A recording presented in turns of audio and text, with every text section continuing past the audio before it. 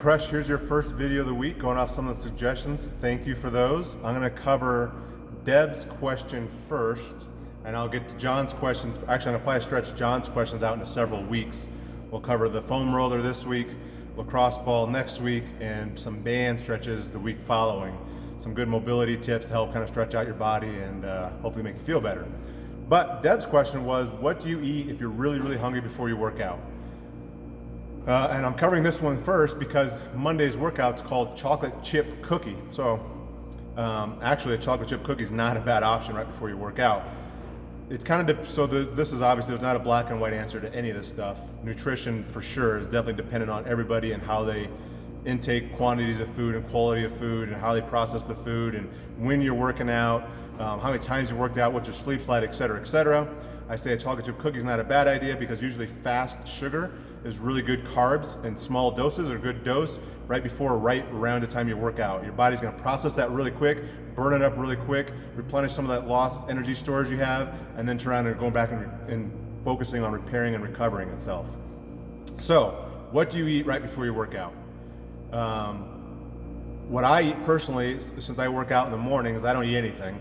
I come in on an empty stomach, usually the night before, or if I know I'm working out at 5 or 6 a.m., the night before I always prepare a shake.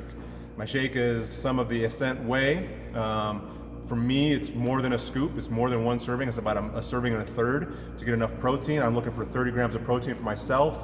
Probably most people, the 25 grams of protein per serving are probably sufficient, but I go for a little more, and then I put in some fast-acting carbs. I'm waking up, the first thing I do is I drink at least 8 ounces of water, probably more like 12 to 16 ounces of water to replenish the moisture and the dehydration I've lost from the night before. You're sleeping all night long, you're not drinking anything. Most of us sleep with our mouth open, we're breathing through our mouth. The more you breathe through your mouth, the more you get dehydrated. That's why you see some people practicing breathing through their nose, because you won't dehydrate as quick. So I drink some water, and then I have my shake, which is currently my shake is a little more than a scoop of chocolate peanut butter whey and straight Hershey's chocolate syrup and creatine. I add a scoop of creatine in there too to help the muscle replenish. But the syrup, it's pure sugar. So if you're one of those that's avoiding sugar, more power to you. I would love to be that way. That's the way to do it. But the sugar helps me, especially that early in the morning, get some energy and go. And that way I'm ready to work out and push at 5 a.m. or 6 a.m.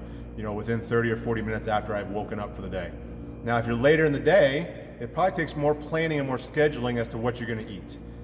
If you know you're gonna work out at noon, if you know you're gonna work out at 4:30 or 5:30, come the open season when we have the CrossFit Open, and I know I'm gonna be doing the workout at 4 or 4:30, I have to do a lot more planning into what I'm gonna eat. And I usually don't eat within 3 hours before I work out.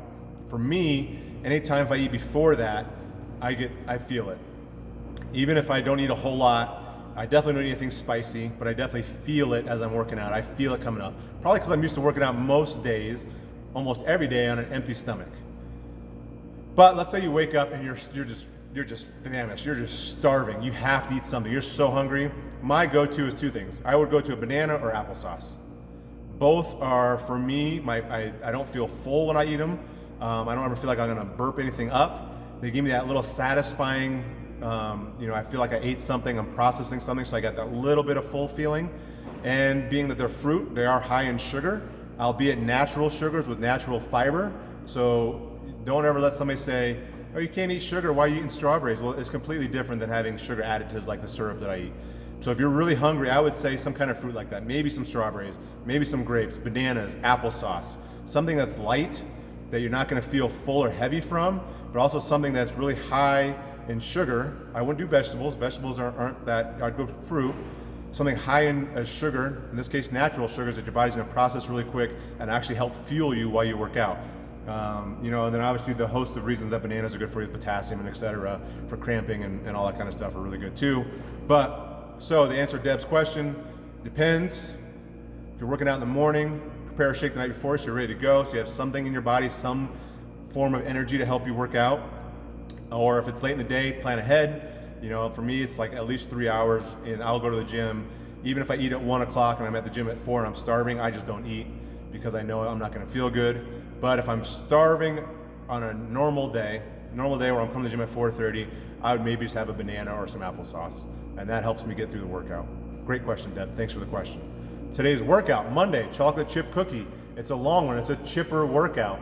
30 reps of a host of things. I'm just gonna read through them. I'm not gonna go over them. You guys know what the movements are. Box jumps on and over, not all the way over.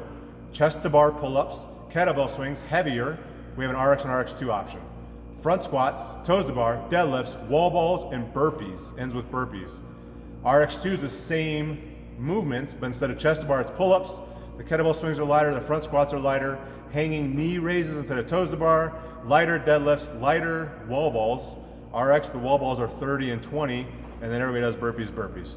I think this is a repeat. I know it's a repeat workout, and if I remember right, looking at the scores, it's a 20+ long workout, especially with the heavy wall balls and the heavy kettlebell swings. There's some heavier lifts, even though it's only 30 reps of some of those things, and then ending with 30 burpees.